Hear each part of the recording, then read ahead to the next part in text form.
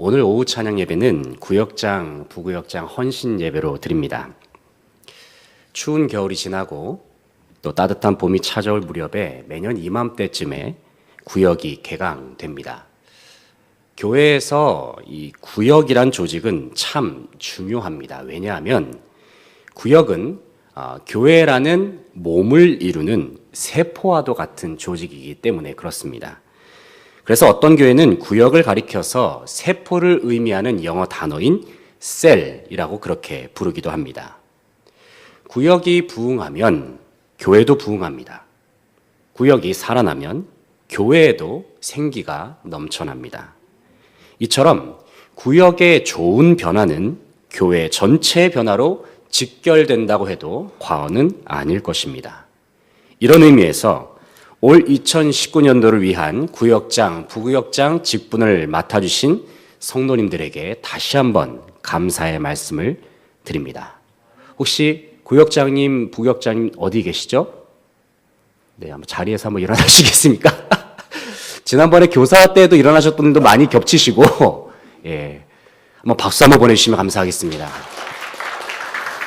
예, 자리에 앉아주시면 감사하겠습니다. 예.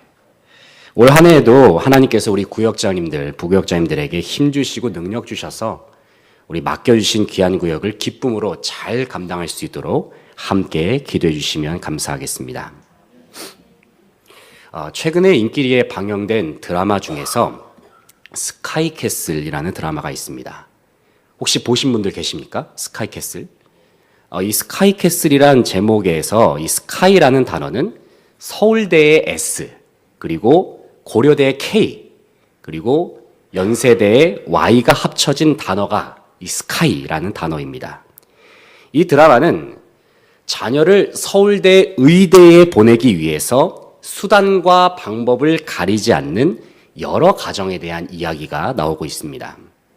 그런데 여기서 나오는 어떤 가정의 경우에는 서울대 의대라는 간판에 너무 집착한 나머지 인생의 소중한 가치들을 점점 망각하는 모습을 보이게 됩니다.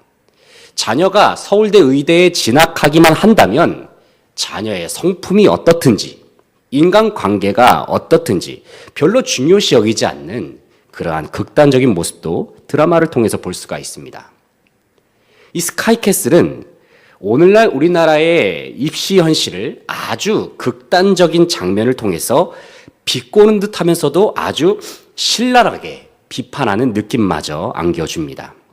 흥미로운 것은 명문대 입시 진학을 위해서 학생을 전담하여 관리하는 실제로 존재할 법한 입시 코디의 존재를 드러내주고 있습니다.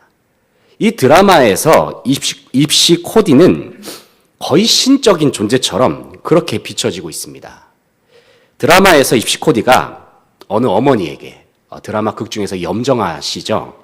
염정아 씨에게 했던 대사 중에 최근에 아주 유행어처럼 회자가 되는 대사가 하나가 있습니다. 그것이 뭐냐면은, 어머니, 저를 전적으로 믿으셔야 합니다. 이 대사예요. 저를 전적으로 믿으셔야 합니다. 무슨 말이냐면은, 자녀를 입시 코디인 자기에게 맡기기만 하면 서울대 의대 진학은 문제가 없으니까 그냥 안심하고 믿고 맡겨보라는 것입니다. 이 말에 이 아이를 맡기는 엄마는 침을 꼴깍 삼키면서 고개를 끄덕끄덕 하면서 그렇게 자녀를 맡기고자 결단하는 그런 장면이 나오죠. 참 인상 깊은 장면입니다. 저는 이 드라마를 자세히 보진 않았어요. 제 아내는 매주마다 이 드라마를 챙겨서 봤지만 저는 옆에서 저거는 전 분석하면서 보는 걸 좋아해가지고 이 장면은 아마 요것을 사회에 이러한 단면을 꼬집으면서 했을 것이다. 그래서 옆에서 주저리 제가 얘기를 하면은 드라마 재미없다고 빨리 방에 들어가라고 저한테 막 얘기를 하고 막 그랬었는데 저는 이 입시 코디 앞에서 이 어머니가 한없이 약해지는 그런 모습을 보면서 이런 생각이 들었습니다. 아니 저 엄마는 저를 전적으로 믿으셔야 합니다라는 이 말에 어떻게 그렇게 쉽게 넘어갈 수가 있을까? 그런데 생각해 보니까 답은 너무나도 간단하게 찾을 수가 있었어요. 왜냐하면 입시 코디의 말 한마디 속에는 자녀를 서울대 의대에 보내고 싶은 엄마의 바람과 또 엄마의 바램이죠. 바램과 욕심을 건드려주는 말이었고 그것을 충족시키기에 아주 충분한 요소가 그 말 속에 있었다는 것이죠.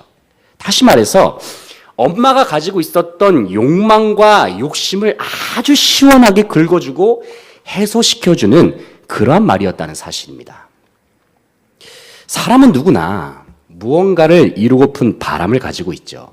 어떤 사람은 사업에 성공을 거두고 싶고 또 어떤 사람은 좋은 직장, 좋은 학교에 진학하고 싶어 합니다. 또 요즘 청년들 같은 경우에는 좋은 직장에 취업하거나 또 결혼을 해서 아름다운 가정을 이루고 싶은 그러한 소망도 가지고 있을 것입니다. 또 자녀를 가진 부모라고 한다면 자녀가 잘 되기를 바라는 마음을 그 어느 부모나 다 가지고 있을 것입니다. 그런데 사람이 무언가를 이루고자 하는 바람이 점점 커지게 되고 결국 거기에 집착하는 상황까지 치닫게 되면은 그 바람은 거대한 탐욕으로 변해버리는 경우를 우리는 일상 속에서 많이 발견하게 된다는 것입니다. 그리고 그러한 탐욕은 때때로 사람을 파멸의 길로 이끌기도 하는 것을 우리는 볼 때가 있습니다. 오늘날 많은 사람들이 교회에 출석합니다. 그 중에서는 예수님을 정말 사랑하는 마음으로 주님의 제자로서의 삶을 살기를 갈망하는 사람들이 있습니다. 하지만 반대로 교회에 출석하면서 주님을 따르는 삶을 소원하기보다는 자신의 마음의 소원을 이루기 위한 목적으로 교회에 나오는 경우도 종종 볼 수가 있습니다. 이런 경우에는 예수님이 나의 주님이 아니라 나의 소원을 들어주는 램프의 요정 지니가 되는 것이죠. 만약에 예수님을 램프의 요정 지니처럼 생각하게 된다면 예수님은 철저하게 내 기도를 들어주셔야 합니다. 예수님은 철저하게 내 말을 100%다 들어주셔야 하는 거예요.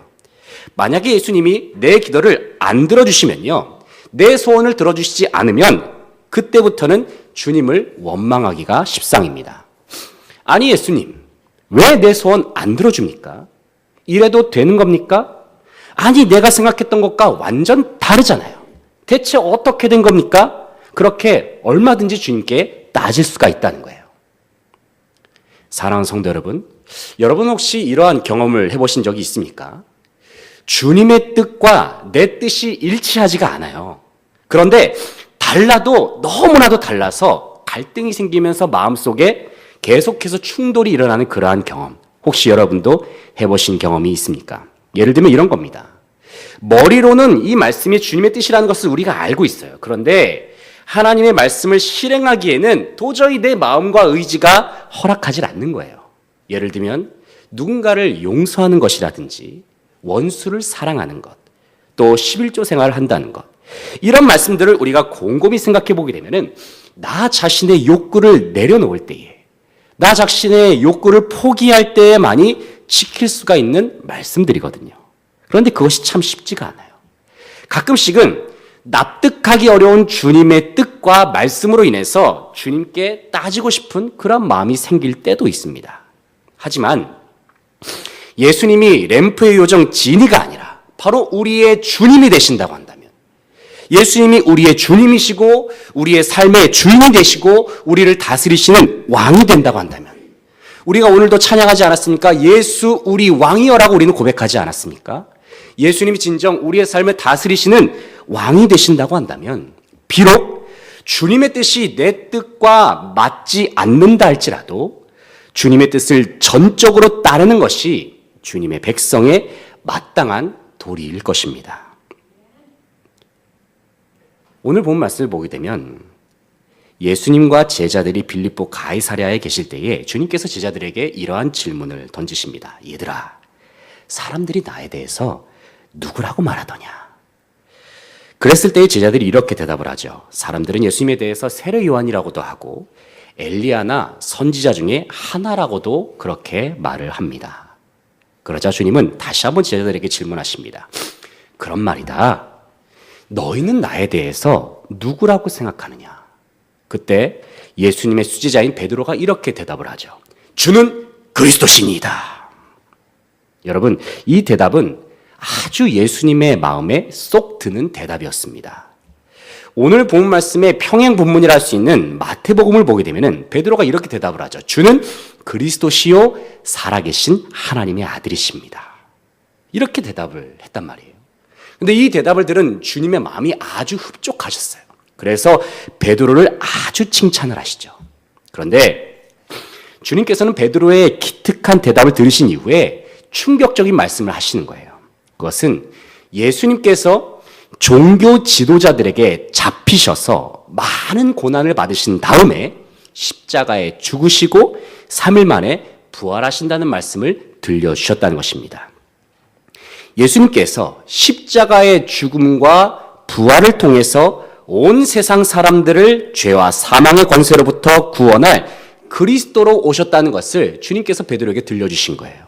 그런데 이 말씀을 들은 베드로의 반응이 조금은 뜻밖이었습니다. 32절 말씀을 보니까 베드로가 예수님을 붙들고 어떻게 했다고 지금 나오고 있습니까? 32절에 항변했다는 거예요. 항변.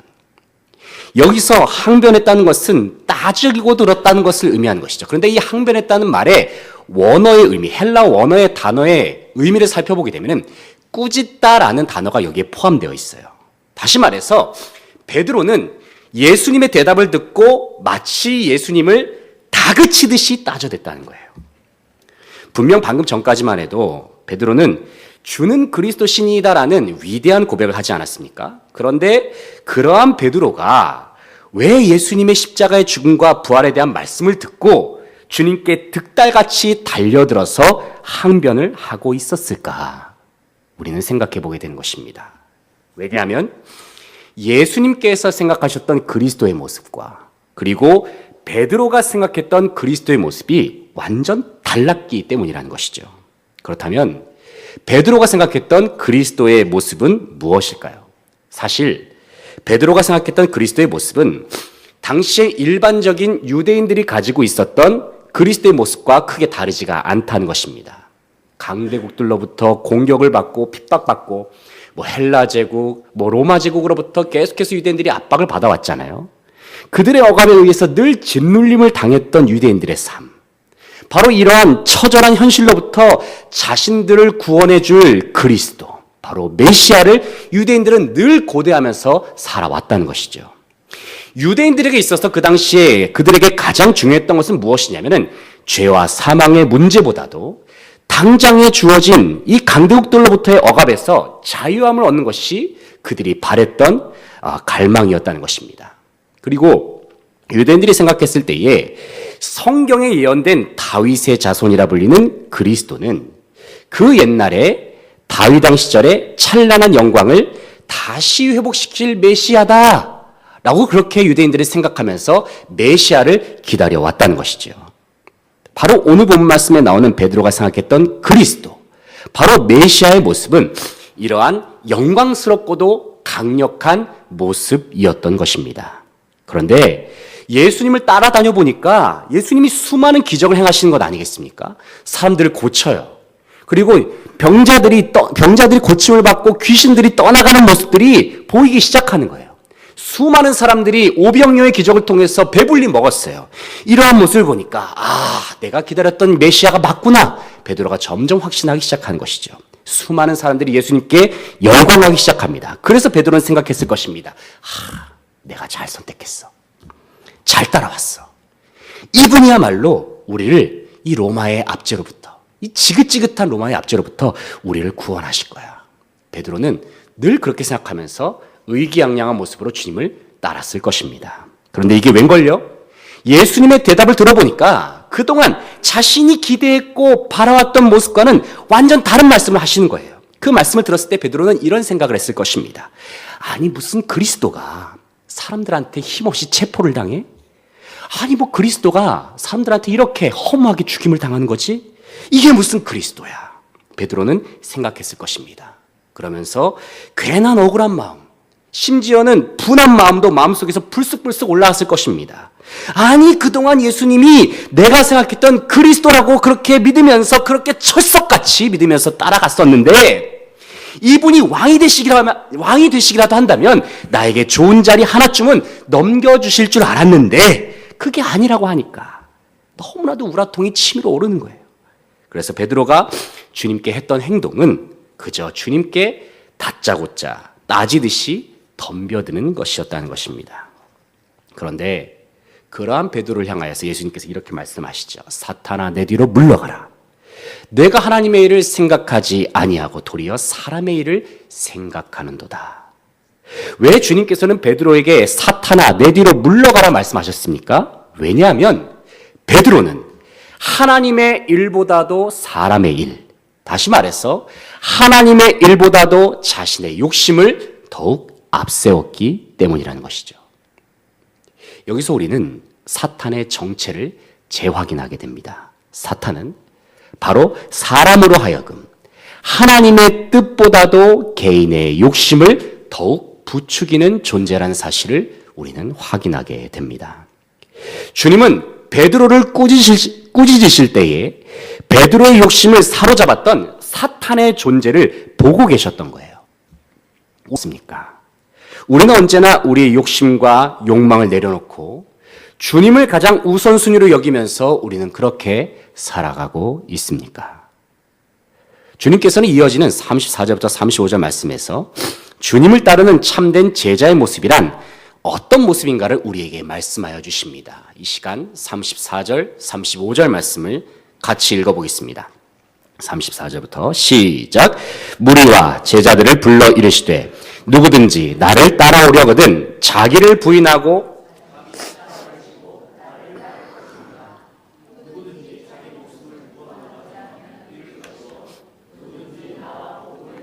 자기 목숨을 잃으면 구원하리라. 아멘.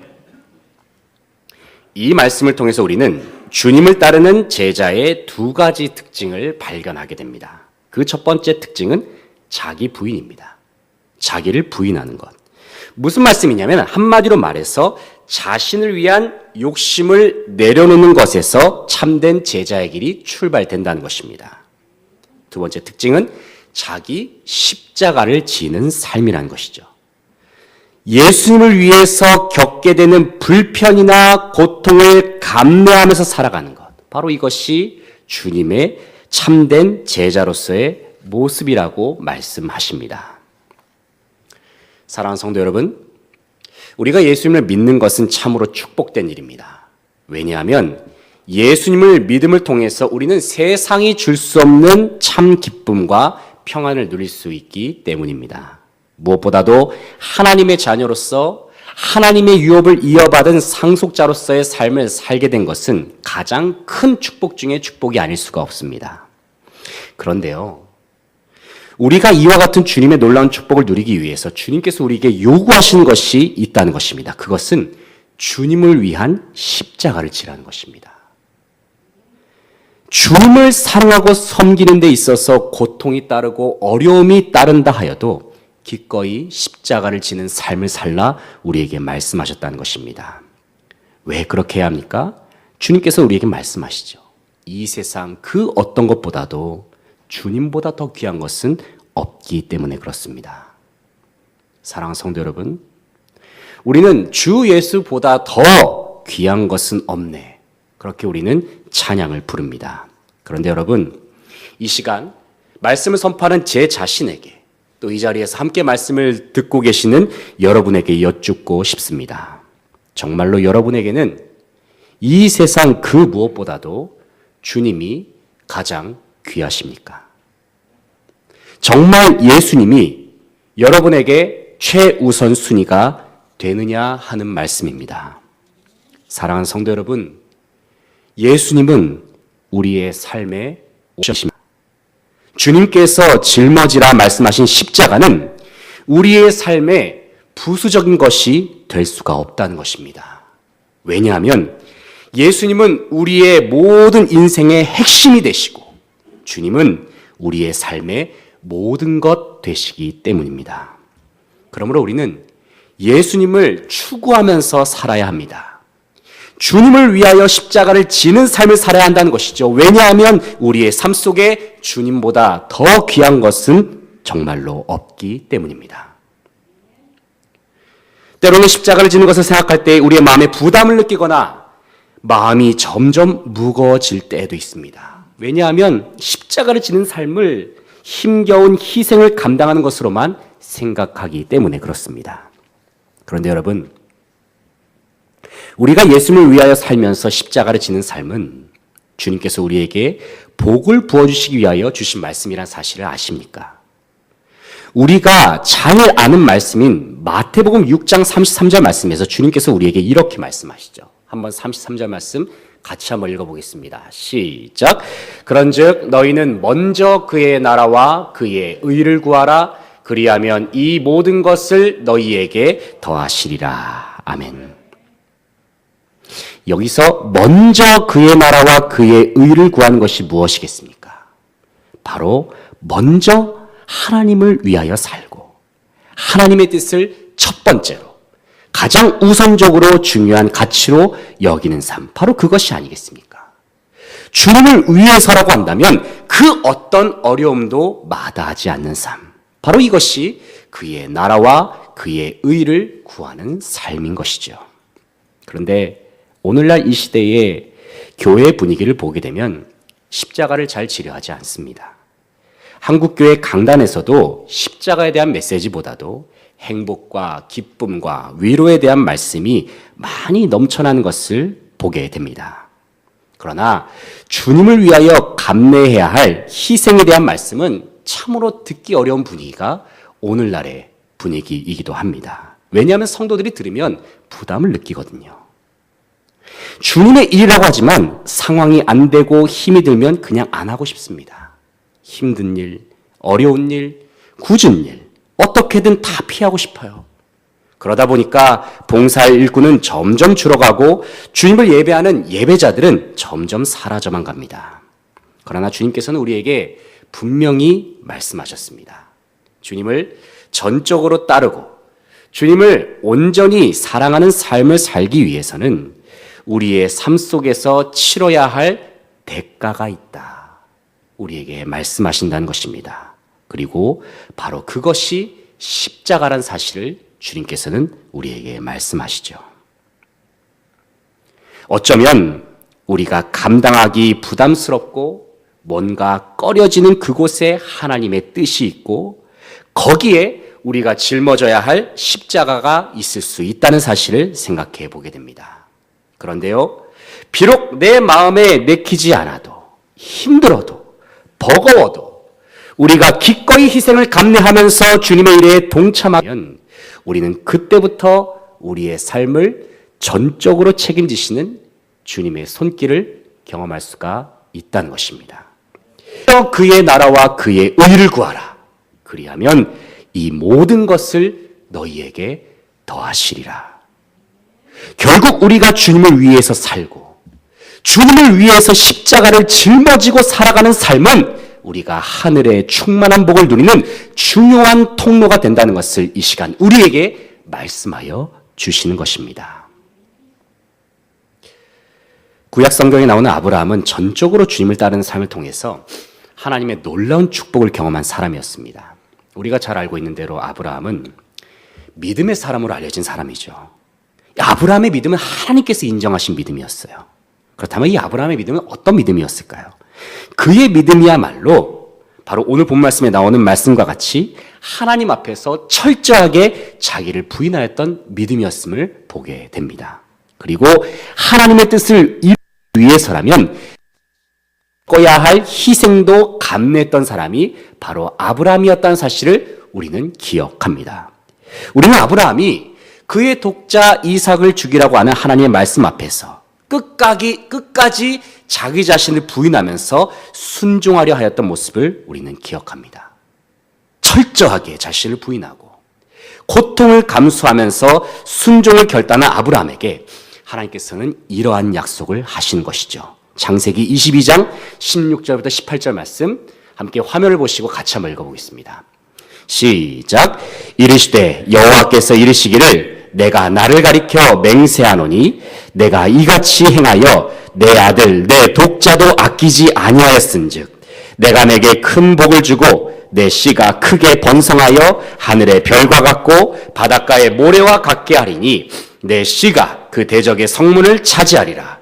또 내 씨로 말미암아 천하 만민이 복을 받으리니 이는 내가 나의 말을 준행하였음이니라 하셨다 하니라. 아멘.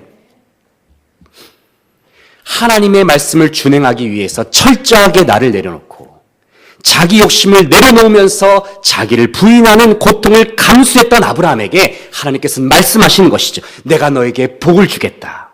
하나님께서 약속하셨다는 사실입니다.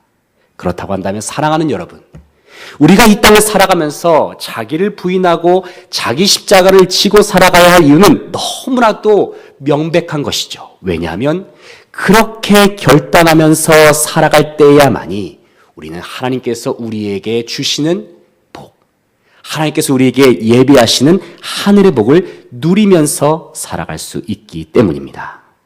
그러므로 사랑하는 성도 여러분, 우리 주님을 전적으로 따르는 저와 여러분 되시기를 간절히 소망합니다. 여러분, 저와 여러분은 주님을 전적으로 따르셔야 합니다. 이 시간 옆에 계신 분들에게 한번 그 입시 코디처럼 한번 인사를 해볼까요? 주님을 전적으로 따르셔야 합니다. 시작. 주님을 전적으로 따르셔야 합니다. 예, 우리는 주님을 전적으로 따라야 합니다. 그래야 우리는 진정한 스카이캐슬의 축복을 누릴 수가 있는 거예요. 여기서 제가 말씀드리는 스카이캐슬이라고 하는 것은 하나님 나라를 말하는 것이죠. 그 축복이 물질적인 축복일지 건강의 축복일지 자녀의 축복일지는 모르겠지만 분명한 사실은 하나님께서는 하나님을 우선순위로 두는 주님의 자녀들의 삶을 전적으로 책임지시면서 가장 좋은 것을 주시는 분이라는 사실입니다. 때로는 주님의 일을 감당하는 것이 쉽지 않게 느껴질 수도 있습니다. 부구역장으로서 구역을 이끄는 것이 힘겹게 느껴질 때도 있습니다. 또 바쁜 와중에 교회 일까지 하고 또 식당 봉사, 국수 봉사, 설거지 봉사, 찬양대, 교회 학교 교사, 이 모든 것을 섬기는 일이 버겁게 느껴질 때도 있습니다. 하지만 그럼에도 불구하고 나를 위해서가 아니라 주님을 위해서, 내가 가장 귀하게 여기는 예수 그리스도를 위해서 모든 것을 감내하며 십자가를 짊어지며 나아갈 때에 주님께서는 우리에게 말씀하십니다. 내가 너의 삶을 책임지겠다. 지금 우리가 짊어지고 있는 십자가는 어떠합니까? 혹시 그 십자가의 모습이 지금 부러진 모습으로 있지는 않습니까? 그렇다고 한다면 이 시간 다시금 우리가 짊어져야 할 십자가의 모습을 정상적으로 회복할 수 있는 저와 여러분 되시기를 소망합니다. 특별히 이 시간 헌신을 다짐하시는 구역장님 여러분, 그리고 이 자리에 함께한 모든 성도 여러분, 주님을 전적으로 따르는 주님의 제자가 되기를 소원하는 저와 여러분 되시기를 간절히 소망합니다. 그래서 참된 예수님의 제자의 삶을 통해 주님께서 예비하신 놀라운 은혜를 날마다 경험하면서 나아가는 모든 성도님들 다 되시기를 간절히 소망합니다. 기도하겠습니다.